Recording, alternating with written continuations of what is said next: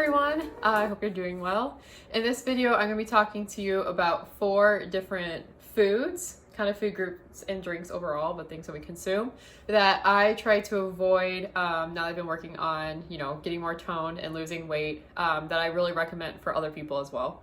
So this all began because I actually hired a health coach early in the spring, and part of that had to journal everything that I was eating and look up all the nutritional content with it and the caloric content with it. And so this is going to be a 2-part series where I talk about the foods in general that were problem spots for me. So I thought other people might be able to relate to this, and I wanted to be able to share it so that you can learn it earlier on versus me, which took me a couple of months of tries and failures to get to this point. So the first one I'm going to talk about is pizza. And the reason I'm going to talk about pizza is I feel like it's so common to just give away for free. I feel like it's practically part of our education system to give you pizza anytime you get good grades. And it's one of those things that it comes up a lot, and I have some friends who have Friday night pizza days, and it's really easy to just get in a habit of eating it constantly. And so if you are looking to lose some weight, I do recommend trying to avoid pizza for a little bit. When I say avoid, I don't mean not eat it at all. I just mean become mindful of how much that you're eating in a given point in time. And so that would be the first one that I recommend keeping an eye out for. And so over time, I used to only eat 1 piece of pizza when I was younger, and then it's grown to 3 pieces at a time, or more sometimes. But what I do now is whenever I do want to eat pizza, I just take 1 piece, and then for the side of it, I put together a salad or vegetables so that I'm filling up on something that has some more nutritional content with it that'll keep me full, so it's not just the pizza. So that's just the first. The second one that you really have to keep an eye out for, and this is for 2 parts with this, is alcohol.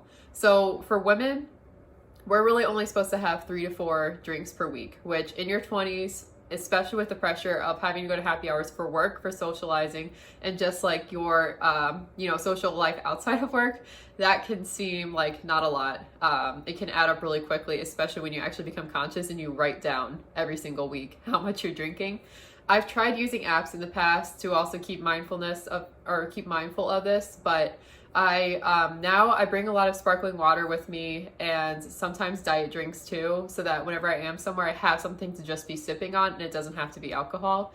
I also found that there will always be someone else who also doesn't want to drink that night, and they're looking for someone else who isn't. So I highly recommend doing this. I also just recommend telling your friends that you're becoming more mindful of it if it is something you think may be a problem. The reason that I want to bring this up as something to watch out for is that, 1, there's a lot of calories in it, and it adds up really fast, and it's mostly going to be carbs that's going to, not add nutritional value to your body. But the other reason with it is, at least me personally, whenever I drink, I tend to want to eat everything because I get to go free and be wild, and doner kebab and gyros and all those types of foods with fried foods and fries, they just are so appealing to me at that point in time. And so that's why I recommend watching out for that big time. Maybe do a no drink month no drinks at all to get used to it, and then it'll be much easier when you consistently want to stay to 1 to 2 drinks per week if you're really going to be serious on kind of resetting your habits and getting a better lifestyle in place. So that's one I recommend watching out for. The third one that I recommend watching out for, and this is a group, is takeout and eating out in general. You don't know what's in food when you eat out. It's really good usually, but there's also usually a lot of butter because you can't actually customize it yourself with what you want in it, and avoid things that make it taste good, which would give good restaurant ratings, but will not help out in your diet. Usually there's a ton of extra ingredients that you don't need and you may not notice, like oils and butter. So with this, what I recommend doing is, so I actually do this to save money too. I've reduced how often I go out to eat to roughly once or twice per month, because you're going to enjoy the experience more. And in addition to that, you will be saving money, and you'll be able to just, kind of get a set while you're trying to reset your habits to, be eating healthy and see progress. And that's what's going to keep you going in the long run. It's just kind of being strict at first, see some progress, figure out your balance. And so that one's one I recommend watching out for. If you are someone who craves Chinese, Indian food, whatever it is that you may not be able to make at home that you like to get from takeout, What I recommend doing is going to the grocery store and stocking up on like the frozen single portion versions of whatever it is that you like tikka masala, which is very good. And then you'll have that at your house and you'll have it frozen so you can make it anytime you want. It's gonna be like $3 and it's gonna be a proper portion size. So it'll help, you know, you'll be able to keep going on your diet while also, you know, not over consuming, because when you go out to eat, they have very large portions now, which is very difficult to say no to when it's very good food. So that's another one to watch out for, that is. And then the final one is a group as well, so kind of like multiple foods in one, but that's cookies, cakes, and other pastries, and just sweets in general. Baked pastries are so good, but there's nothing that really in them that's really good for you. It's really easy to make a habit of just like, especially with emotional eating, which is something I struggle with. Whenever I'm stressed, I'm eating all the time. Ask my coworkers, I'm always eating free food at work.